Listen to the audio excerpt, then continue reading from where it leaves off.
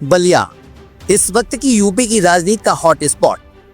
यहाँ समाजवादी पार्टी के वरिष्ठ नेता और पूर्व सांसद डॉक्टर एसटी हसन के विवादित बयान ने सियासी माहौल में तूफान ला दिया है। चलिए जानते हैं आखिर उनका बयान क्या था। दरअसल हसन ने हाल ही में उत्तराखंड और हिमाचल प्रदेश में आई प्राकृतिक आपदाओं को धार्मिक स्थलों पर बुलडोजर चलाने से जोड़ दिया।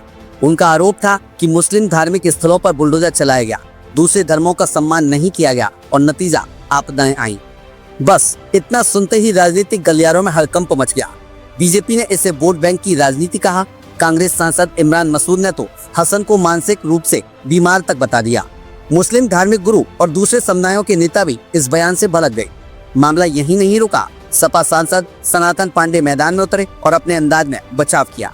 उन्होंने कहा कि एसटी हसन आहत है, घायल है, इसलिए उन्होंने ऐसा बयान दिया।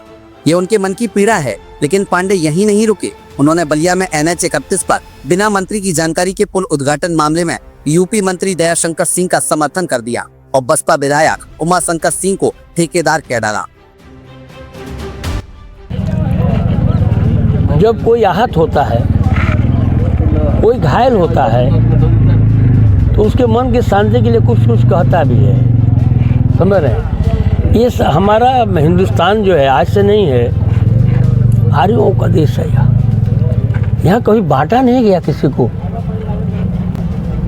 यहाँ एक ही गांव में एक दलित का परिवार भी रहता है, गोंड रहता है, खरवार रहता है, लोहार रहता है, कुहार रहता है, 5 घर मुसलमान भी रहते हैं। कभी हम लोगों को आपस में विवाद नहीं हुआ।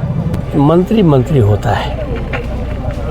हम भले विपक्ष के हों, लेकिन हम उसको काट नहीं कर सकते हैं।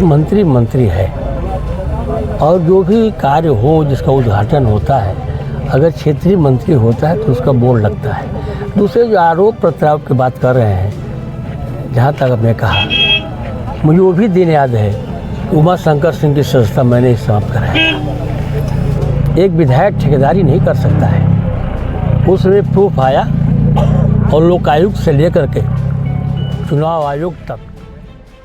साफ है कि सपा के अंदर भी इस बयान पर विभाजन की लकीर खिंच गई है। उधर एसटी हसन ने सफाई पेश करते हुए कहा कि मेरे बयान को तोड़ मरोड़ कर पेश किया गया है। धार्मिक स्थलों पर बुलडोजर नहीं चलना चाहिए, उन्हें शांति से खाली कराना चाहिए। ऊपर वाले की रहमत नहीं होगी तो विपरीत घटनाएं होंगी। उन्होंने मृतकों के प्रति संवेदना जताई और राजनीतिक नेतृत्व को सभी धर्मों के सम्मान का ध्यान रखने की नसीहत दे डाली। लेकिन सवाल यह है, क्या धार्मिक स्थलों और प्राकृतिक आपदाओं के बीच संबंध जोड़ना राजनीति में संवेदनशीलता दिखाता है या बड़ा जोखिम? क्योंकि जनता में इस बयान को लेकर गुस्सा भी है और जिज्ञासा भी। सोशल मीडिया पर तीखी बहस छिड़ी हुई है। क्या यह वोट बैंक बचाने की कोशिश है या व्यक्तिगत आस्था की अभिव्यक्ति? बलिया की सियासत में यह विवाद सिर्फ एक बयान तक सीमित नहीं है। यहाँ विपक्ष और सत्ता पक्ष दोनों के नेता इसे अपने अपने एजेंडे के लिए इस्तेमाल करने में जुट गए हैं। सपा के भीतर मतभेद, बीजेपी का हमला, कांग्रेस की कड़ी प्रतिक्रिया और धार्मिक नेताओं की नाराजगी, ये सब मिलकर इस मुद्दे को एक सियासी बम में बदल चुके हैं। बहरहाल अब देखना होगा कि बलिया की इस गर्मागर्म राजनीति में कौन जीतता है और कौन राजनीतिक तौर पर जलकर राख हो जाता है।